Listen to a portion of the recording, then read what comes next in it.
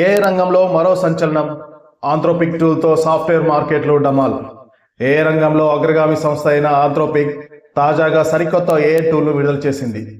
Claude Cowork పేరుతో విడుదల చేసిన ఈ టూల్ కేవలం సమాధానాలు ఇవ్వడమే కాకుండా ఓ మనిషిలాగా సంక్లిష్టమైన వృత్తిపరమైన పనులను పూర్తి చేయగలదు. ఆర్టిఫిషియల్ ఇంటెలిజెన్స్ రంగం కొత్త పుంతలు తొక్కుతుంది. ఎప్పటికప్పుడు కొత్త కొత్త టూల్స్ పుట్టుకొస్తున్నాయి. ప్రస్తుతం అనేక రంగాల్లో ఏఐని వాడేస్తున్నారు. ముఖ్యంగా ఐటీ రంగాల్లో ఏఐ వల్ల చాలా కంపెనీలు లే ఆఫ్ ప్రకటిస్తున్నాయి. దీంతో చాలా మంది యువత ఉద్యోగం కోల్పోతున్నారు. ఇలాంటి తరుణంలోనే తాజాగా మరో కీలక పరిణామం చోటు చేసుకుంది. ఏఐ రంగంలో అగ్రగామి సంస్థ అయిన ఆంథ్రోపిక్ తాజాగా సరికొత్త ఏఐ టూల్ను విడుదల చేసింది. క్లాడ్ కోవర్క్ పేరుతో విడుదల చేసిన ఈ టూల్ కేవలం సమాధానాలను ఇవ్వడమే కాకుండా ఓ మనిషిలాగా సంక్లిష్టమైన వృత్తిపరమైన పనులను ఇది పూర్తి చేయగలదు.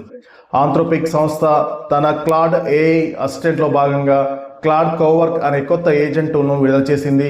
మరియు దానికి సంబంధించిన 11 ప్లగ్ఇన్స్ను కూడా విడుదల చేసింది. ఈ టూల్ వేల పేజీల న్యాయపరమైన డాక్యుమెంట్లను నిమిషాల్లో స్కాన్ చేసి అందులోని లోపాలను గుర్తించగలదు. కంపెనీల మధ్య జరిగే సంక్లిష్టమైన ఒప్పందాలను రివ్యూ చేసి చట్టపరమైన రిస్కుల గురించి హెచ్చరికలు జారీ చేయగలదు. గతంలో జూనియర్ లాయర్లు లేదా పారాలీగ్స్ చేసే పనులను ఇది 95% ఖచ్చితత్వంతో తక్కువ ధరకే పూర్తి చేస్తుంది. ఇది కేవలం లీగల్ విషయాలు మాత్రమే కాకుండా సేల్స్, మార్కెటింగ్, ఫైనాన్షియల్ అనాలిసిస్ వంటి పనులను కూడా ఇది అత్యంత ఖచ్చితత్వంతో పూర్తి చేస్తుంది.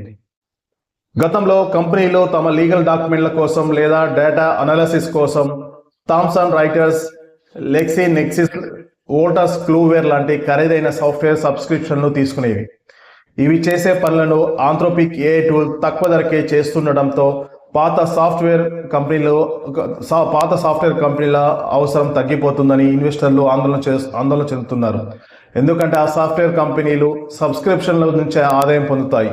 అయితే ఇప్పుడు ఏఐ రంగంలోకి దిగడంతో వాటి లాభాలు పడిపోతాయని నిపుణులు హెచ్చరిస్తున్నారు.